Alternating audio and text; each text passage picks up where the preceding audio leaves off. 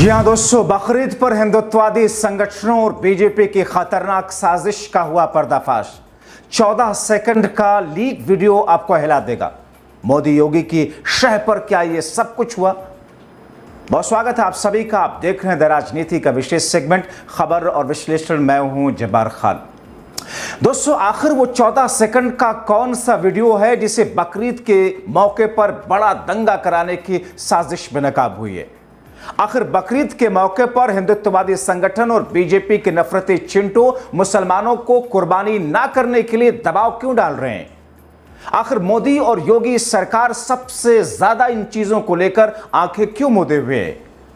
आखिर देश और प्रदेश की राजनीति में किस तौर का उथल पुथल बचा हुआ है और पुलिस मूक दर्शक बनकर अपने सामने मुस्लिम युवकों को ऐसे नफरती चिंटुओं और गैंगस्टर्स जैसे लोगों के जरिए पिटते हुए क्यों देख रही है?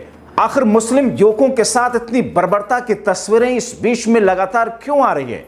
और बकरीद जैसे पाक त्योहार के मौके पर अगर इस किस्म की थेथरई, नफरत, गुंडई की जा रही है तो फिर सरकार और पुलिस एजेंसियां किस काम की? दोस्तों, विस्तार से आपको बताते हैं। खबर संवेदनशील है, खबर बेहद अहम है, अंत तक जरूर देखें, क्योंकि बकरीद के मौके पर एक बार फिर से नफरती और चिंटू गैंग मुस्लिम युवकों और मुसलमानों के खिलाफ मैदान में उतर आए, जहां मुसलमानों पर बकरे की कुर्बानी ना देने का दबाव डाला जा रहा है। कहा यह जा रहा है कि साहब, बकरे की जगह बकरे की शक्ल का केक काट करके कुर्बानी दे दीजिए, वरना। अब दोस्तों, ये जो वरना है ना, इसी वरना में बीजेपी, खासतौर पर यूपी सरकार और केंद्र सरकार की पूरी राजनीति छिपी हुई होती है।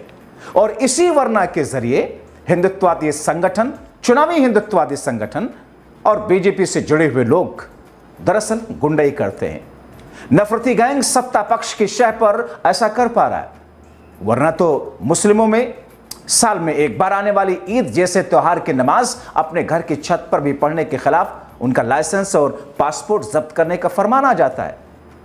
तो फिर ऐसे नफरती और चिंटू गैंग के खिलाफ में पुलिस प्रशासन कोई कार्रवाई क्यों नहीं कर पाता?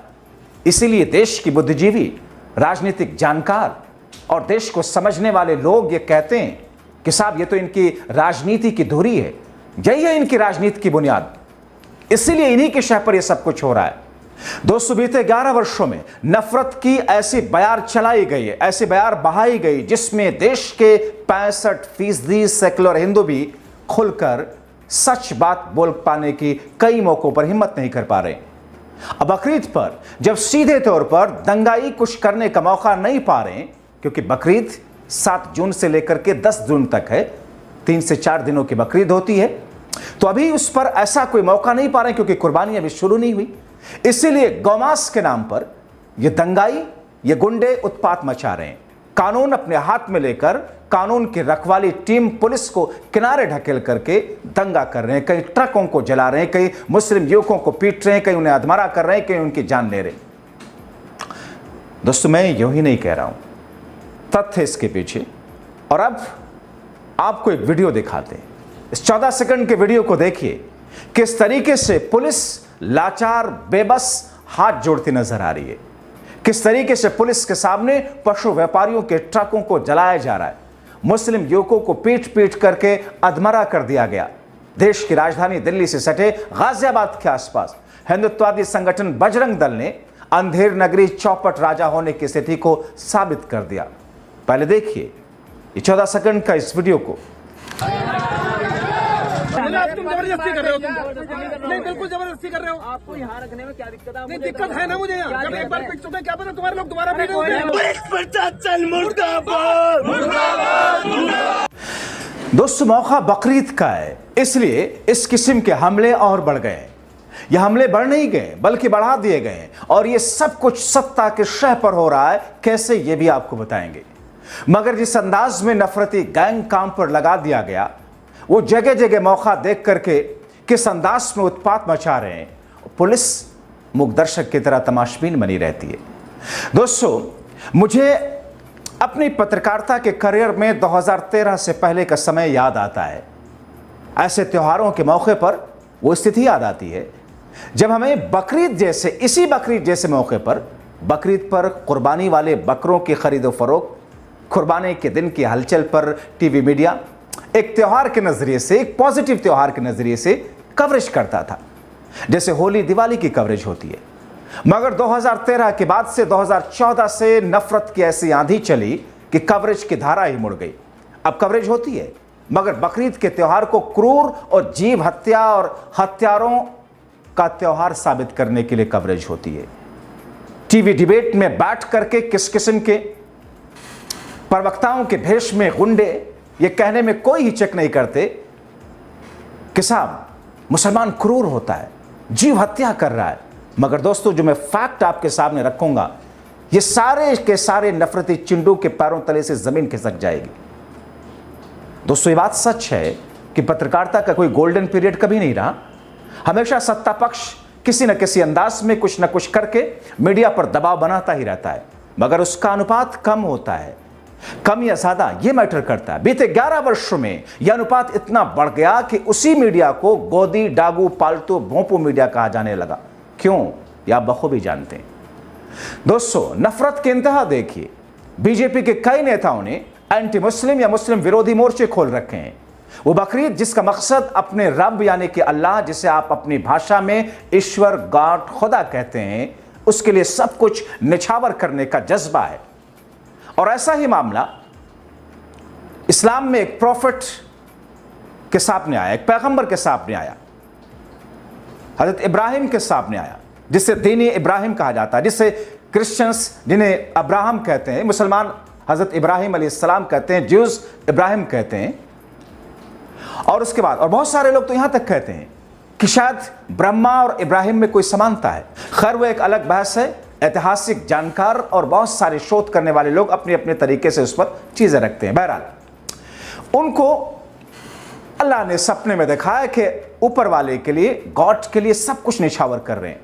यहां तक कि अपने बेटे को, उन्होंने अपने बेटे को रेगिस्तान में ले जाकर के उनकी बलि देनी चाहिए। तभी आवाज आई कि बस तुमने अपना सपना ख्वाब सच कर दिखाया।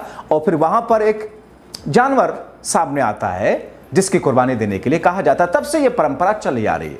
यानी कि एक ऐसे पाक, पवित्र, श्रद्धा वाले त्योहार में जिस परंपरा को लेकर बकरीद पर बकरे की कुर्बानी दी जाती है, ऊपर वाले के लिए सब कुछ निछावर करने का जज्बा होता है, हाथ में छुरी होती है कसाई की, खून भी वहां पर होता है, लेकिन इसमें किसी तरह की हुड़दंगी नहीं होती है, उत्पात नहीं होता है। कभी किसी बकरीद की कुर्बानी के मौके पर आपने नहीं देखा होगा किसी मंदिर के सामने जाकर के डांस कर रहे हो, नारे तकबीर के गूंज लगा रहे हो, नारे लगा रहे हो, हिंदू बहुसंख्यक इलाके में जाकर के खून बहा रहे हो। आज तक आपने ऐसा नहीं सुना होगा दोस्तों। बहरहाल, तो जिस अंदाज में, जिस जज्बे के साथ में सांकेतिक तौर पर बकरे या किसी जानवर की कुर्बानी दी जाती है, जिसमें न हिंसा है न दूसरे त्योहारों की तरह हुड़दंगई है, बल्कि सिर्फ श्रद्धा और ऊपर वाले की रजामंदी के लिए कुर्बानी का पाक जज्बा है, मगर सियासत के बिसात पर बिछाई गई लोगों की सोच को जहरीला बना दिया गया। पिछले एक दशक से दंगाई बनाने की कोशिश की जा रही है। दंगाई बना करके एक धर्म के त्योहार, दुनिया की सबसे पुरानी परंपरा को रोक करके हिंदू मुस्लिम तनाव को बढ़ावा देने की नफरती चिंटुओं की साजिश है। और यह कैसे हो सकता है कि लोग किसी धर्म के ऐसे त्योहार को, जिसे देश का कानून इजाजत देता है, देश का समाज इजाजत देता है, उसे कुछ गुंडे नुमा शख्स, कुछ ऐसे लोग जो थथरई करते हैं, जो किसी सत्ता पक्ष के लिए तलवे चाटने जैसी स्थिति में 2-4 रुपयों के फायदे के लिए गलत सलत अंट शंट बातें फैलाते हैं, उस पार्टी विश्वास की सियासत को चमकाने के लिए गुंडे के जरिए इस पाक त्योहार के मौके पर इस कुर्बानी जैसे जज्बे को भी रोकने की कोशिश करते हैं। ऐसे में बिना झिझक के कहा जाएगा कि सत्ता पक्ष अपने फायदे के लिए इसे कराती है, वरना अगर सरकारें सख्त हो जाए तो किसी पिद्दी, तुंजपुजिया, नफरती चिंटू गैंग की इतनी औकात और हिम्मत नहीं कि ऐसे गुंडे कर सके। दोस्तों, कितना हास्यास्पद है ये कि एक तरफ मुस्लिमों के त्योहार होने की वजह से बकरीद पर कुर्बानी का प्रयास रोकने का प्रयास, कहा जा रहा है कि साहब केक काट करके कुर्बानी कीजिए, दबाव बनाया जा रहा है। जबकि इसका दूसरा पहलू, मुसलमानों में बकरीद पर बकरे की कुर्बानी दी जाती है, जिसमें एक हिस्सा गरीबों में या गरीब जिनके यहाँ कुर्बानी नहीं, उनके यहाँ पहुंचाना होता है, बाकी एक हिस्सा रिश्तेदारों, दोस्तों को देना होता है, उनको खिलाना होता है, जबकि एक ही हिस्सा महज उस पूरे गोश्त का अपने परिवार के लिए आप रख सकते हैं। जिस तरह मुसलमानों में बकरीद के दिन बकरे की कुर्बानी दी जाती है, उसी तरह होली के मौके पर भी बड़ी तादाद में बकरे कटते हैं। मगर यहां पर बकरीद के समय बकरे की कुर्बानी रोकने के लिए मुद्दा बनाकर हंगामा काटा जा रहा है। इससे इतर दोस्तों देखा जाए तो हर तरह के मीट को किस तरीके से गौमांस बताकर कभी अखलाक की हत्या, कभी किसी को ट्रेन में गौमांस बता करके उसे मार दिया जाता है। ऐसा लग रहा है कि सरकार अंदर ही अंदर खुश हो रही है, क्योंकि उसे लग रहा है कि चलिए ठीक है, माहौल में तनाव पैदा हो रहा है, एक मैसेज जा रहा है कि इस राज्य में मुसलमानों को टाइट किया जा रहा है। दोस्तों कुछ इंपॉर्टेंट फैक्ट आप देखिए, अब सोचिए कि हो क्या रहा है, कितनी ज्यादा गुंडई है और कितना ज्यादा थेतरई और गलत बयानी के साथ में नैरेटिव सेट किया जाता है। अगर देखा जाए दोस्तों, पहला फैक्ट कि एक तरफ मुसलमान बकरीद पर बकरे की कुर्बानी देता है, तो दूसरी तरफ हिंदू होली पर बकरा भी काटता और खाता। एक फैक्ट यह भी है, देश में सरकारी आंकड़े के हिसाब से 14% मुसलमान रहे, जो जनगणना पिछली हुई थी उसके हिसाब से। मगर देश में, भारत में नॉनवेज खाने वाले, गोश्त खाने वाले लोगों की तादाद आपको पता है 74% है। इस देश में जिसे फर्जी सनातन का चोला ओढ़ करके लोग वाद की चुनावी हिंदुत्ववाद के चोले में बैठे हुए फर्जी लोग ये बताते हैं कि साहब यहां तो वेजिटेरियन सारे हैं। देश में 74% के आसपास लोग नॉनवेज खाते हैं। यानी कि इस 74% में से अगर मुसलमानों को आप बताते हैं नॉनवेज खाने वाला महज 14%, बाकी के लोग कौन है? गैर मुस्लिम ही है। मगर इस सच को कोई आने नहीं देना चाहता। तीसरा फैक्ट, हमारे देश में बीफ एक्सपोर्ट करने वाला, हमारा देश दुनिया का दूसरे या तीसरे नंबर का बीफ एक्सपोर्टर है। बीफ एक्सपोर्टर, मैं गौमांस की बात नहीं कर रहा हूं। बीफ एक्सपोर्ट करने वाला भारत दुनिया का दूसरा कभी या तीसरा देश रहता है, यह पहले नंबर पर भी आ सकता है। और इस देश में नॉनवेज पर नफरती पार्टियां, नफरती गैंग नॉनवेज खाने पर बवाल मचाता है। जिस देश की इकोनॉमी भी बीफ के एक्सपोर्ट पे टिकी होती है, आप सोच सकते हैं। चौथा, भारत में जितने भी बीफ एक्सपोर्टर्स हैं, यानी कि भारत से दूसरे देश में बड़े का गोश्त काट करके भेजने वाले, जैसे अल कबीर, नाम आप देखिए, ऐसा लग रहा है कि कोई मुस्लिम इस्लामिक धर्म ग्रंथ का नाम है अल कबीर। ऐसे कई सारे नाम, कई सारी कंपनियां जिसमें 80% गैर मुस्लिमों की हैं। बड़े बड़े जो टॉप 5 जो कंपनियां हैं देश की, भारत की बीफ एक्सपोर्ट करने वाली, उसमें मुसलमानों की नहीं है, 80% गैर मुस्लिमों की हैं। ये फैक्ट है। मगर आप देखते हैं टीवी डिबेट में कैसे जहरीले और नफरती गैंग के चिंटू किस अंदाज में सरकार के शय पर क्या नफरत फैलाते हैं। पांचवा फैक्ट सुनिए, ऐतिहासिक फैक्ट है कि एंशिएंट पीरियड में, प्राचीन काल में भारत में भी गैर मुस्लिम बीफ खाते थे। ऐतिहासिक किताबें तथ्यों से भरी पड़ी हैं। एंशिएंट इंडिया के आप तथ्यात्मक इतिहास को देखें उठा करके तो आपको मिलेंगे। बलि दी जाती थी, गायों तक की बलि दी जाती थी, क्योंकि दोस्तों जिस हिसाब से दुनिया का इवॉल्वमेंट हुआ, स्टोन एज आया, कैसे कैसे कबाइलों के अंदाज में लोग रहते थे, किस तरीके से, यानी कि खेती करने के युग के पहले क्या करते थे, जो फल फ्रूट हैं, जो चीजें हैं उसको खाते थे, यहां तक कि जानवरों को मार करके खाते थे। वही उनका भोजन का हिस्सा था, आहार वही होता था उनको। ऐतिहासिक फैक्ट है। और उसके बाद में जब खेती का प्रचलन बढ़ा तो फिर जानवरों को बचाए जाने की मुहिम शुरू हुई, और उसके बाद में जाकर के ये हुआ कि नहीं साहब, जानवरों को बचाया जाना चाहिए।